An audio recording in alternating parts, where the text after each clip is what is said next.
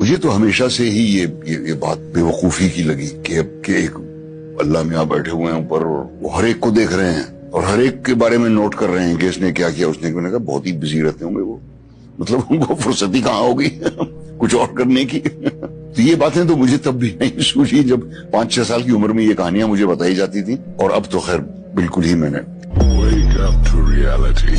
और हम ही ने इंसान को पैदा किया है और जो ख्यालात उसके दिल में गुजरते हैं हम उनको जानते हैं, और हम तो रगे जान से भी ज्यादा उसके करीब हैं। जब वो कोई काम करता है तो 2 लिखने वाले जो दाएं बाएं बैठे हैं लिख लेते हैं। कोई बात उसकी जबान पर नहीं आती मगर एक निगहबान उसके पास लिख लेने को तैयार रहता है। क्या ये लोग ये ख्याल करते हैं कि हम इनकी पोशीदा बातों और सरगोशियों को सुनते नहीं?